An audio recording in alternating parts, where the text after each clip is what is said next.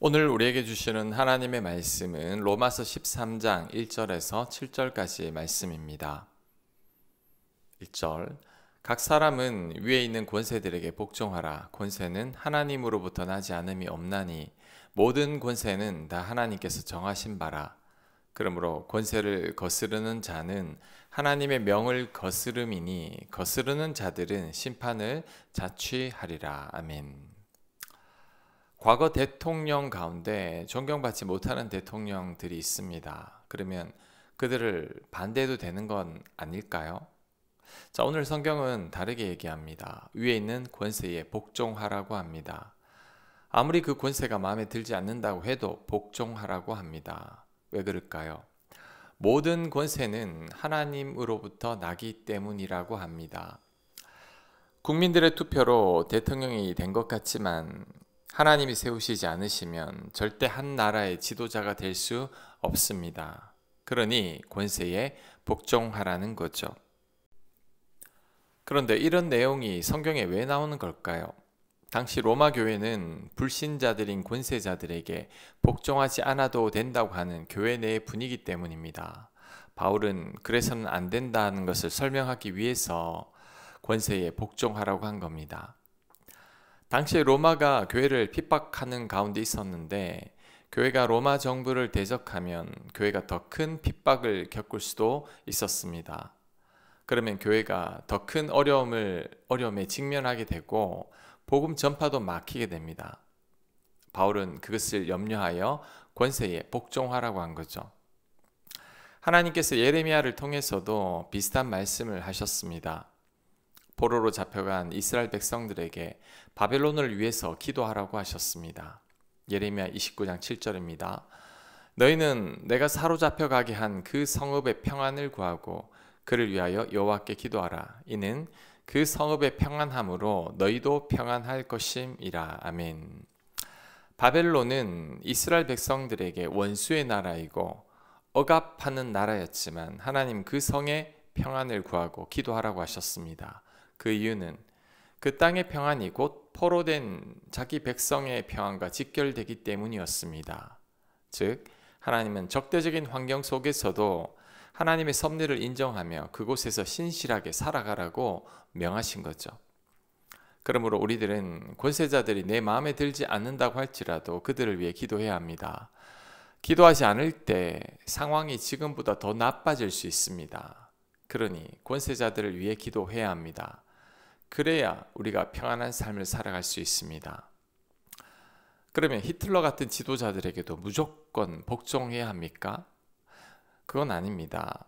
하나님의 뜻을 거스르는 명령에는 순종하지 않아도 됩니다. 만일 지도자가 하나님의 뜻에 반하는 악한 명령을 내린다면 그리스도인들은 거부해야 합니다. 사도행전 5장 29절입니다. 사람보다 하나님께 순종하는 것이 마땅하니라. 사람보다는 하나님께 순종해야 합니다. 악한 명령, 죄짓게 하는 명령은 거부해야 합니다. 예를 들면 다니엘과 세 친구들은 느부갓네살 왕의 우상 숭배 명령을 거절했습니다. 초대교회 성도님들도 예수님을 부인하라는 명령에 복종하지 않았습니다. 이런 명령은 거부할 수 있어야 합니다. 하나님의 뜻을 거스르기 때문이죠. 자, 요약하면 우리들은 권세자들을 위해 기도해야 합니다. 그들이 선하건 나쁘건 그들을 위해서 기도해야 합니다. 그래야 지금보다 더 나빠지지 않을 겁니다. 안 그러면 죄 없는 백성들만, 우리들만 고통받게 되는 거죠.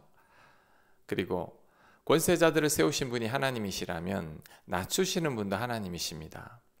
하나님 보시기에 합당하지 않을 때 하나님께서 개입하십니다. 악한 바로 왕을 하나님께서 낮추셨습니다. 교만한 바벨론 왕들을 하나님께서 직접 심판하셨습니다. 그러므로 우리들은 지도자들을 위해 반드시 기도해야 합니다. 세워질 자들이 세워지고 악한 자들이 사라지도록 기도해야 합니다. 어리석은 지도자들에게 지혜를 허락해 달라고 기도해야 하고 악한 지도자들에게 하나님께서 개입하고 간섭해 달라고 기도해야 합니다. 그래야 나라가 평안할 수 있습니다. 우리가 평안히 신앙생활을 할 수 있게 될 겁니다. 또한 교회 지도자들을 위해서도 기도해야 합니다.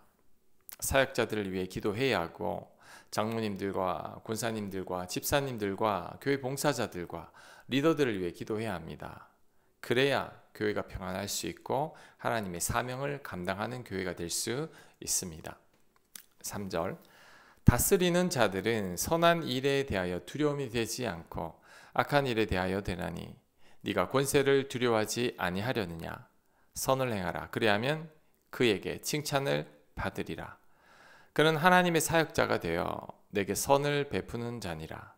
그러나 네가 악을 행하거든 두려워하라. 그가 공연히 칼을 가지지 아니하였으니 곧 하나님의 사역자가 되어 악을 행하는 자에게 진노하심을 따라 보응하는 자니라. 아멘. 선한 일을 하는 자들은 다스리는 자들을 두려워하지 않는다고 합니다. 하지만 악한 일을 하는 자들은 다스리는 자들을 두려워하게 되어 있습니다. 누가 경찰을 두려워합니까? 범죄자들이죠. 누가 세무공무원들을 두려워합니까? 탈세자들입니다. 우리가 권세자들을 두려워하지 않으려면 어떻게 해야 할까요? 3절 말씀처럼 선을 행하면 된다고 합니다. 그러면 오히려 칭찬받을 것이라고 합니다. 혹 악한 권세자들에 대한 불만도 내가 선을 행하면 두려울 것이 없다는 거죠. 하지만 악을 행하는 자라면 권세자들이 더 두려울 것입니다. 내가 떳떳하지 못하면 모든 권세자들이 두려운 존재가 되는 거죠. 이렇게 되지 않기 위해서는 선을 행하면 됩니다. 악한 짓을 하지 않고 범죄하지 않으면 됩니다. 그러면 그 어떤 권세자들이라고 할지라도 두려울 게 없습니다. 5절, 그러므로 복종하지 아니할 수 없으니 진노 때문에 할 것이 아니라 양심을 따라 할 것이라. 너희가 조세를 바치는 것도 이로 말미암음이라. 그들이 하나님의 일꾼이 되어 바로 이 일에 항상 힘쓰느니라. 모든 자에게 줄 것을 주되 조세를 받을 자에게 조세를 바치고 관세를 받을 자에게 관세를 바치고 두려워할 자를 두려워하며 존경할 자를 존경하라. 아멘. 권세자들을 두려워서 복종하기보다 자신의 양심에 따라 복종하는 것이 더 낫다고 합니다. 우리가 법을 지키는 이유는 안 지키면 벌 받기 때문이 아니라 내 양심 때문에 지켜야 한다는 거죠. 물건을 훔치면 벌을 받아서 물건을 훔치지 않는 게 아니라 내 양심상 물건을 훔칠 수 없어야 한다는 것입니다. 처벌 때문에 법을 지키는 게 아니라 내 양심에 부끄럽지 않기 위해 법을 지켜야 한다는 거죠. 한편으로는 이런 생각도 듭니다. 세상 법도 권세자들을 두려워하거나 내 양심 때문에 지키는데 하나님의 법은 우리가 더 잘 지켜야 하지 않을까요? 하나님께서 나를 지켜보고 계십니다. 내 안에 성령께서 거하십니다. 그리고 내 안에 양심도 있습니다. 그런데 우리가 어떻게 죄를 지을 수 있겠습니까? 절대 죄를 지을 수 없어야 합니다.